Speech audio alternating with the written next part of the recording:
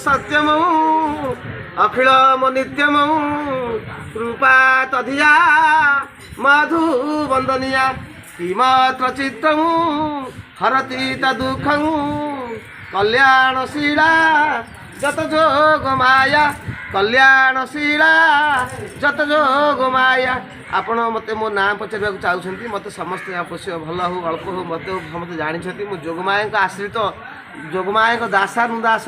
गुणनिधि बराड़ पूर्वतन सरपंच बड़बेणागुदी पंचायत एवं पतित पावन सेवा संघ माँ जगन्नाथ माँ जगतजननी जोगमाया कृपारू प्रभु जगतरनाथ जगन्नाथ कृपारू आम गंजाम बड़ ठारू पूरी सिंहद्वार पर्यंत प्रति गाँव में बुली बुली आम स्वामी स्त्री दुई जन सबु गाँव में हरेकृष्ण नाम केमती हम जगन्नाथ नाम केमती प्रसार प्रचार हम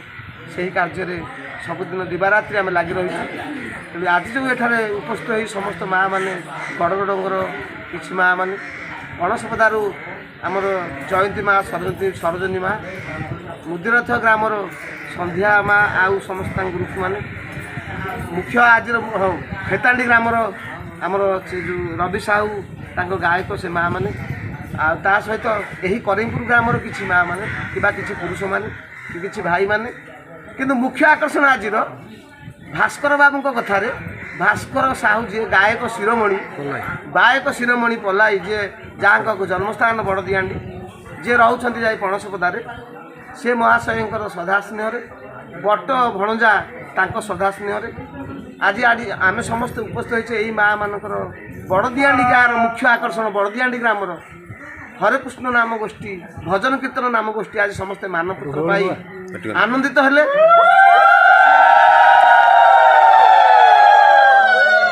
से जोगमाया आश्रित नापी जोगमाया पाखु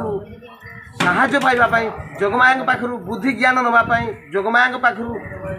कठिन माँ जोगमाया केमती विराजमान करेंगे से उद्देश्य माँ जोगमाया माँ पाखे शरणागत हो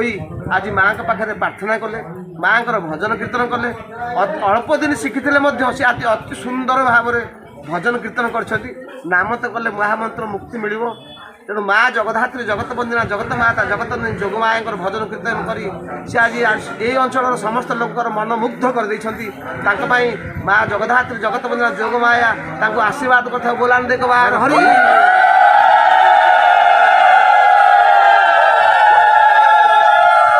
समस्त पुरुष पुओ मैंने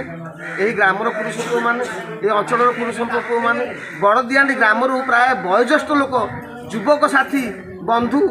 छोट पिला ठारू समस्त आज एठार उपस्थित होई तांकर माँ जनाण कीर्तन करी बहुत सुनाम अर्जन कर धन्यवाद दूची माँ जगधात्री पाखे प्रार्थना कर संकीर्तन उत्तर उत्तर उन्नति हो जय जगन्नाथ